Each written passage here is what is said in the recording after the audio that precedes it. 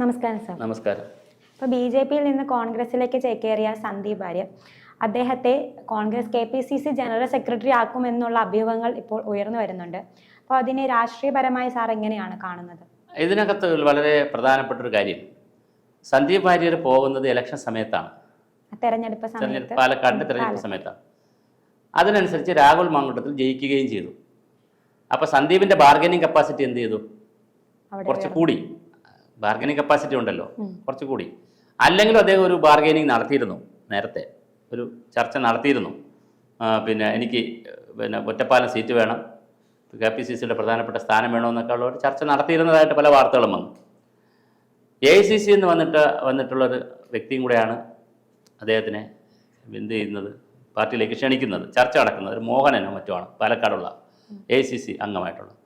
അപ്പോൾ KC വേണുഗോപാൽ പാർട്ടിയിൽ വളരെ ശക്തനാണല്ലോ. KC വേണുഗോപാൽ ഇപ്പോൾ MP കൂടെ ആണല്ലോ. അദ്ദേഹമാണ് വന്ന് പാർട്ടിയിൽ കോയമ്പത്തൂർ വെച്ച് ചർച്ച നടക്കുന്നു. അങ്ങനെ അപ്പോൾ പാർട്ടിയുടെ എൻട്രൻസ് തന്നെ പുള്ളി ഒരു ബാർഗെയിനിങ് എൻട്രൻസ് ആയിരുന്നു. അപ്പോഴേ അറിയാം എന്തെങ്കിലും ഒരു പൊസിഷൻ കൊടുക്കുമെന്ന്. രണ്ടാമത് ഇദ്ദേഹം BJPയുടെ സംസ്ഥാന കമ്മിറ്റി അംഗമായിരുന്നു. അപ്പോൾ തീരെ താഴെയുള്ളൊരു പോസ്റ്റിൽ ഇരുന്ന ആളല്ല.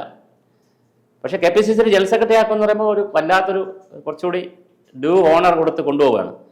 അത് സന്ദീപ് വാര്യർക്ക് കൊടുക്കുന്നതല്ല. ആർക്ക് കൊടുക്കുന്നതാണ്? സന്ദീപ് വാര്യരെ പോലെയുള്ള ഇതിനകത്ത് നിൽക്കുന്ന അസംതൃപ്തരുണ്ടെങ്കിൽ നിങ്ങൾ വന്നോളൂ, രക്ഷപ്പെട്ടോളൂ, ആ കപ്പലിൽ നിങ്ങൾ ഇറങ്ങിക്കോളൂ, ഞങ്ങളെ കപ്പലിൽ ഇതാ സീറ്റ് വളരെ വലിയ സീറ്റാണ് വെച്ചിരിക്കുന്നത് എന്നുള്ള ഒരു മെസ്സേജും കൂടെ കൊടുക്കുക എന്നുള്ളതാണ് അത് ഉദ്ദേശിച്ചിരിക്കുന്നത്. പിന്നെ നമ്മൾ ഇതുപോലെ പല വ്യക്തികളും പല പാർട്ടികളിലും ചേർന്നിട്ടുണ്ട്. വളരെ ആഘോഷത്തോടും ആരവത്തോടും ആഡംബരത്തോടും ഘോഷയാത്രയോടൊക്കെയാണ് പലരും ചേർന്നിട്ടുള്ളത്. പക്ഷെ അവരുടെയൊക്കെ ഫ്യൂച്ചർ എന്താണെന്നുള്ളത് പിന്നെ പലതും നമുക്ക് പ്രവചിക്കാൻ പറ്റില്ല. അതുകൊണ്ട് സന്ദീപ് വാര്യരുടെ ഫ്യൂച്ചർ അങ്ങനെ ചിലപ്പോൾ ഒരു തിരഞ്ഞെടുപ്പിൽ സീറ്റ് കൊടുത്തേക്കും, ചിലപ്പോൾ അദ്ദേഹം നന്നായി ചാനലുകളിൽ സംസാരിക്കുന്ന ആളാണ്. അപ്പോൾ അദ്ദേഹത്തിന് എന്ത് കൊടുത്തേക്കും? ചിലപ്പോൾ ഈ ചാനലുകളിൽ അവസരം കിട്ടിയേക്കും, സംസാരിക്കാൻ അവസരം കിട്ടിയേക്കും. KPCCയുടെ ഒരു പ്രധാന വക്താവായിട്ടോ, ഒഫീഷ്യൽ വക്താവ് എന്നുള്ള നിലയിൽ അല്ല, പ്രധാന ഒരാളായിട്ടോ, ഒരു സ്പോക്സ്മാനായിട്ട് ചിലപ്പോൾ കേരളത്തിൽ കാണും. ജനറൽ സെക്രട്ടറി ആക്കിയിട്ടുണ്ട്. അപ്പോൾ ജനറൽ സെക്രട്ടറി ആക്കിയതുകൊണ്ട് ചിലപ്പോൾ കുറച്ചുകൂടി നാളെ ഇനി മന്ത്രി ആയാലും അത്ഭുതമില്ല. അങ്ങനെ ഉണ്ടല്ലോ. കാരണം കൊണ്ടുവന്ന ആളിനെ നമ്മൾ രക്ഷിക്കുന്നു എന്ന് പറയുന്ന ഒരു മെസ്സേജാണ്, അതാണ് ഇതിനകത്ത് അവർ കാണുന്നത്. അപ്പോൾ അതുകൊണ്ട് ഫ്യൂച്ചർ ഇല്ല എന്ന് നമുക്ക് പറയാൻ പറ്റത്തില്ല. പിന്നെ ഒരു കാര്യം എന്ന് വെച്ചത്, അങ്ങനെ ഫ്യൂച്ചർ തേടി പോകേണ്ട സ്ഥലമല്ല രാഷ്ട്രീയം എന്ന് പറയുന്നതാണ് അത് ഞാൻ നേരത്തെ നമ്മൾ ഒരു വിഷയത്തിൽ സംസാരിച്ചതുപോലെയാണ്. ഇപ്പോൾ സരിൻ ഒരു പാർട്ടി നിന്നു, 8 വർഷം നിന്നു, കൃത്യമായ അവിടെ സ്ഥാനം കിട്ടിയില്ല, മാറി. ഇദ്ദേഹത്തിന് സീറ്റ് കൊടുത്തില്ല, വേദിയിൽ സീറ്റ് കൊടുത്തില്ല എന്നുള്ള പരാതി പറഞ്ഞാണല്ലോ സന്ദീപ് മാറുന്നത്. എന്നിട്ട് വീട്ടിൽ ചെന്നപ്പോൾ നേതാക്കളാരും വിളിച്ചില്ല. അടുത്ത പരാതി, വലിയ നേതാവ് ഒന്നും കണ്ടില്ല, കെ സുരേന്ദ്രൻ കണ്ടില്ല, വിളിച്ചില്ല, ഇതൊക്കെയാണ് പരാതികൾ. അപ്പോൾ പോയതൊന്നും ഒരു ആദർശപരമായിട്ടൊന്നുമല്ല, രാഷ്ട്രീയപരമായി ഞാൻ ഇതിനോട് എതിർക്കുന്നു, BJPയുടെ ആശയങ്ങളോട് എനിക്ക് താല്പര്യമില്ല, ഞാനിതാ പോകുന്നു എന്ന് പറഞ്ഞിട്ടല്ല സന്ദീപ് വാര്യർ പോകുന്നത്. സരിൻ പോയതും കോൺഗ്രസിൻ്റെ ആശയങ്ങളോട് എനിക്ക് താല്പര്യമില്ല, CPMൻ്റെ ആശയങ്ങളാണ് രാജ്യത്തിന് വേണ്ടത്, അതുകൊണ്ട് ഞാൻ അങ്ങനെ പോയതല്ല. ഇവരെല്ലാം അധികാരം കിട്ടുന്നതിന് വേണ്ടിയിട്ട്, സീറ്റുകൾ പിടിക്കുന്നതിന് വേണ്ടിയിട്ടും അധികാരം കിട്ടുന്നതിന് വേണ്ടിയിട്ടാണ് അങ്ങോട്ടും ഇങ്ങോട്ടുമൊക്കെ മാറുന്നത്. സ്ഥാനത്ത് പാർട്ടിയിൽ സെക്രട്ടറി സ്ഥാനം കിട്ടിയില്ലെങ്കിൽ അപ്പുറത്ത് പാർട്ടി പോവുക. പണ്ടാണെങ്കിൽ അങ്ങനെ പോകത്തില്ലായിരുന്നു. BJPന്ന് കമ്മ്യൂണിസ്റ്റ് പാർട്ടി പോകില്ല, കമ്മ്യൂണിസ്റ്റ് പാർട്ടിയിൽ നിന്ന് BJP പോകില്ല, അങ്ങനെ ഒന്നും പോകത്തില്ല. ഇപ്പം അങ്ങനെയൊന്നുമില്ല. എല്ലാവർക്കും എല്ലാ പാർട്ടിയിലേക്കും അങ്ങോട്ടും ഇങ്ങോട്ടും പോകുന്നൊരു കാലമാണ്, അധികാരം പിടിക്കുന്ന കാലമാണ്, സമ്പത്ത് പിടിക്കുന്ന കാലമാണ്. പിന്നെ അതുപോലെ തന്നെ ഈ സ്ഥാനമാനങ്ങൾ ബാർഗെയിൻ ചെയ്തിട്ട് പോകുന്ന കാലമാണ്. പണ്ടങ്ങനെയൊന്നും ആയിരുന്നില്ലല്ലോ. അപ്പോൾ ഒരു കോർപ്പറേറ്റ് രാഷ്ട്രീയമാണ് നമ്മുടെ രാജ്യത്ത് ഇപ്പം നടക്കുന്നത് എല്ലായിടത്തും. ലോകമാകെ അങ്ങനെയാണ്, നമ്മുടെ രാജ്യത്തും അങ്ങനെയാണ്. അപ്പോൾ അതിൻ്റെ ഒരു ഉൽപ്പന്നമായിട്ട് നമുക്ക് ആരെ കാണാം? സന്ദീപ് വാര്യരെ കാണാം. അദ്ദേഹത്തിന് ചിലപ്പോൾ ജനറൽ സെക്രട്ടറി സ്ഥാനം തന്നെ കൊടുത്തേക്കും, വളരെ പ്രശസ്തമായ ഒരു സ്ഥാനത്തിന് അദ്ദേഹിച്ചേക്കും. പക്ഷെ അതൊക്കെ ഭംഗിയായി കൊണ്ടുപോവുകയും അത് അദ്ദേഹത്തിന് നല്ല ഭാവി, ഞാൻ ഒരാളിനെ മോശമായിട്ട് പറയുന്നില്ല, അദ്ദേഹത്തിന് പൊളിറ്റിക്കൽ കരിയർ ഉണ്ടല്ലോ. നമ്മൾ അങ്ങനെ ഇപ്പോൾ പറയും, പണ്ട് അങ്ങനെ പറയത്തില്ല. പഴയ കാലത്ത് പൊളിറ്റിക്കൽ കരിയർ എന്നൊരു വാക്ക് ഉപയോഗിക്കില്ല, ശ്രദ്ധിച്ചു നോക്കണം. പഴയ കാലത്ത് ഒരാളിൻ്റെ പൊളിറ്റിക്കൽ കരിയറില്ല, ത്യാഗമാണ് പൊളിറ്റിക്സ്. എല്ലാം ഉപേക്ഷിച്ച് നാടിൻ്റെ നന്മയ്ക്ക് വേണ്ടി പ്രവർത്തിക്കുന്ന ത്യാഗമാണ് പൊളിറ്റിക്സ്. ഇന്ന് ത്യാഗം പോയിട്ട് പൊളിറ്റിക്കൽ കരിയറുണ്ട്, പ്രൊഫഷണൽ കരിയർ പോലെ, ജോലി പോലെ, സർക്കാർ ജോലി പോലെ, അല്ലെങ്കിൽ ഒരു ബിസിനസ് ചെയ്യുന്ന പോലെ ഒരു കരിയറാണിത്. അപ്പോൾ കരിയറാകുമ്പോൾ കരിയറിന് ഗ്രാഫുണ്ട്, വളർച്ചയുണ്ട്. ഇതെല്ലാം ആരും നോക്കും? കരിയറിലേക്ക് പോകുന്നവർ നോക്കും. അപ്പോൾ പൊളിറ്റിക്കൽ കരിയറാകുന്നൊരു കാലഘട്ടത്തിൽ ഇതുപോലെ ഇനി സന്ദീപ് വാര്യർമാരും സരിന്മാരും അതുപോലുള്ള ആളുകളൊക്കെ എന്ത് ചെയ്തുകൊണ്ടിരിക്കും? പൊളിറ്റിക്സിൽ വന്നുകൊണ്ടിരിക്കും. പക്ഷേ അത് നമ്മുടെ ആദർശാത്മകമായ അല്ലെങ്കിൽ ഒരു തത്വശാസ്ത്രത്തിൽ അധിഷ്ഠിതമായ പൊളിറ്റിക്സിന് ഗുണകരമല്ല. ഇത് ഞാൻ പറഞ്ഞതല്ല, കോൺഗ്രസ്സിലെ തന്നെ പ്രധാനപ്പെട്ട നേതാക്കൾ പറഞ്ഞു, CPM-ലെയും പ്രധാനപ്പെട്ട നേതാക്കൾ പറഞ്ഞു. സരിൻ്റെ എൻട്രിയെക്കുറിച്ച് CPM-ലെ നേതാക്കൾ അഭിപ്രായം പറഞ്ഞു, സന്ദീപ് വാര്യരുടെ എൻട്രിയെക്കുറിച്ച് കോൺഗ്രസ്സിലെയും വളരെ സീനിയറായിട്ടുള്ള നേതാക്കൾ അഭിപ്രായം പറഞ്ഞു. നമ്മൾ കേട്ടതാണ്. അപ്പോൾ അതുകൊണ്ട് നമുക്ക് കാത്തിരുന്ന് കാണാം, എന്താ സംഭവിക്കാൻ നോക്കാം.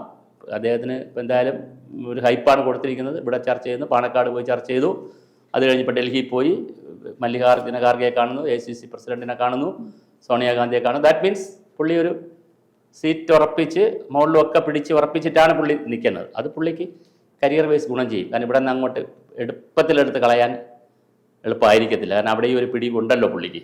ഇത് BJP-ക്ക് വിനയായി വല്ലത് മാറുമോ? അങ്ങനെ പറയാനൊന്നും പറ്റത്തില്ല. BJP-ക്ക് വിനയാവുമെന്നൊന്നും പറയാൻ പറ്റത്തില്ല. കാരണം ഇത് എത്രയോ ആളുകൾ അങ്ങോട്ടും ഇങ്ങോട്ടും ഒക്കെ പോയി.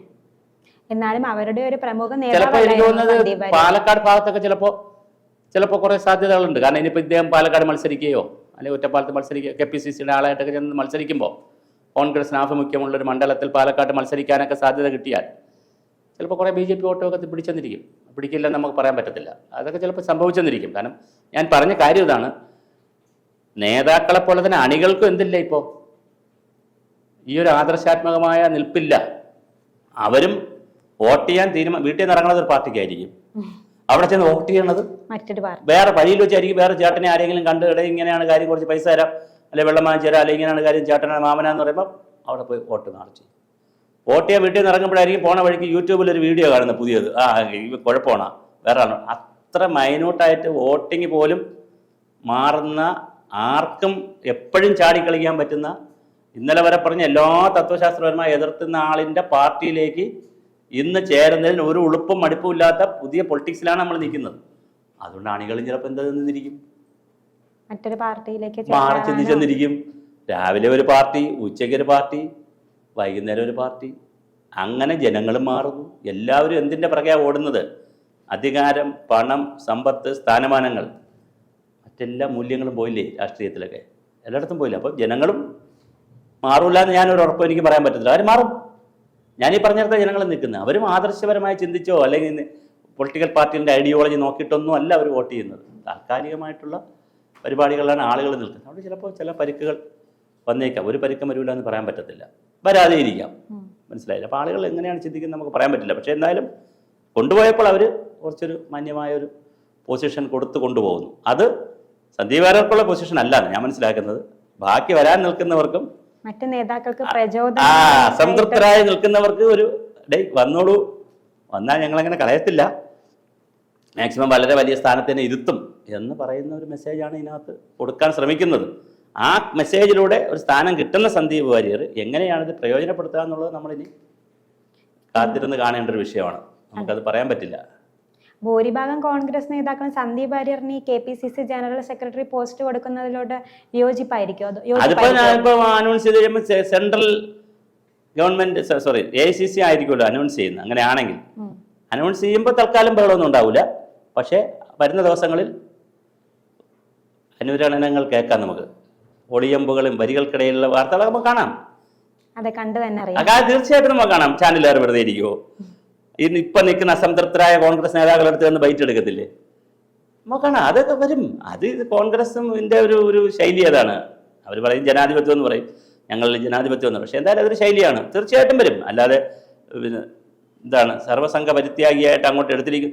പിറ്റേ ദിവസം വന്നില്ലേ സന്ദീപ് വാര്യർ കയറിയ പിറ്റേ ദിവസം തന്നെ വളരെ മുരളീധരൻ അടക്കമുള്ള പ്രമുഖ നേതാക്കൾ പറഞ്ഞല്ലോ ശരിയല്ല എന്ന്. വന്ന വഴിയും പല ഒരുപാട് കുറ്റങ്ങൾ പറഞ്ഞല്ലോ. അപ്പോൾ അതുകൊണ്ട് ഉൾക്കൊള്ളുമെന്ന് വെച്ചാൽ നമുക്ക് കുറച്ച് സമയമെടുക്കും. പണ്ട് KP ഉണ്ണികൃഷ്ണൻ ലയിച്ചണക്കിരിക്കും. അദ്ദേഹം നല്ല തടിയൊക്കെ ഉള്ള ആളായിരുന്നു, വളരെ നല്ല തടി പൊക്കമൊക്കെ ഉള്ള KP ഉണ്ണികൃഷ്ണൻ കോൺഗ്രസ് പ്രസിഡന്റ്. അദ്ദേഹം പിന്നെ കോൺഗ്രസിൽ ലയിച്ചു, പക്ഷെ പുള്ളി ലയിച്ചില്ല എന്ന് പറഞ്ഞ് കളിയാക്കും ആളുകൾ. കാരണം ഇത്രയും തടിയൊക്കെ ഉള്ളതെന്ന് പറഞ്ഞാൽ അങ്ങനെ ഒരു തമാശ പറയാറുണ്ട്. പാർട്ടി ലയിച്ചു, പക്ഷെ ആരും ലയിച്ചില്ല, KP ഉണ്ണികൃഷ്ണൻ ലയിച്ചില്ല. അപ്പോൾ അയാൾ ട്രോളി പറയുന്നതാണ്. ആൾ നല്ല തടിയും പൊക്കമൊക്കെ ഉള്ള ഭയങ്കര വണ്ണമുള്ള ആളാണ്. അപ്പോൾ എന്ന് പറയുന്നൊരു കാര്യമുണ്ട്. ഇതെങ്ങനെയാണ് ലയിക്കുക എന്ന് നമുക്ക് കോൺഗ്രസ്സിൽ എത്ര കണ്ട് ഇദ്ദേഹം ലയിക്കുമെന്നുള്ളത് കാലം കാത്തുവെക്കുന്നതാണ്, നമുക്ക് പറയാൻ പറ്റില്ല. ബാക്കിയുള്ളവർ എങ്ങനെ ഉൾക്കൊള്ളൂ എന്നുള്ളതും നമുക്കിപ്പം പറയാൻ പറ്റത്തില്ല. പിന്നെ ആളുകൾ മാറുമില്ല എന്നുള്ളതിനെക്കുറിച്ച് യാതൊരു ചർച്ചയും വേണ്ട. കുറച്ചുപേർ മാറും, കുറച്ചുപേർ മാറാതെ അവർ തിരിച്ചും കളിക്കും. കാരണം തത്വാധിഷ്ഠിതമായ ഒരു രാഷ്ട്രീയ കാഴ്ചപ്പാടുകളോ രാഷ്ട്രീയ നിലപാടുകളോ നയങ്ങളോ ഇല്ല. നമുക്കിപ്പോൾ ഞാൻ ഒരു വാക്കൂടെ പറഞ്ഞ അവസാനം, ഇപ്പോൾ തെരഞ്ഞെടുപ്പിൽ തന്നെ ചർച്ച ചെയ്യുന്നത് എന്താണ്? കുഞ്ഞു കുഞ്ഞു മസാല കാര്യങ്ങളല്ലേ, ട്രോളി കൊടുത്തതും ക്യാഷ് കൊടുത്തതും കുഴൽപ്പണം. അല്ലാതെ ഇവിടുത്തെ രാഷ്ട്രീയമോ ഇവിടുത്തെ ആദിവാസികളുടെ പ്രശ്നമോ ദളിതരുടെ പ്രശ്നമോ മത്സ്യത്തൊഴിലാളികളുടെ പ്രശ്നമോ തീരദേശത്തെ പ്രശ്നമോ മലയോരത്തിലെ ആളുകളുടെ പ്രശ്നമോ കുട്ടികളുടെ പ്രശ്നമോ സ്ത്രീകളുടെ പ്രശ്നമോ ഏതെങ്കിലും പ്രശ്നങ്ങളിൽ ഇലക്ഷന് ചർച്ച ചെയ്യുന്നുണ്ടോ? ഇല്ല. മുഴുവൻ ചർച്ച ചെയ്യുന്നത് മസാല വാർത്തകളല്ലേ. അപ്പോൾ ഒന്നും ചെയ്യാനില്ല. അങ്ങനത്തെ ഒരു സമൂഹത്തിലാണ്. അപ്പം നോക്കാം നമുക്ക് എന്താ സംഭവിക്കാമെന്ന്, കാത്തിരുന്ന് കാണാം.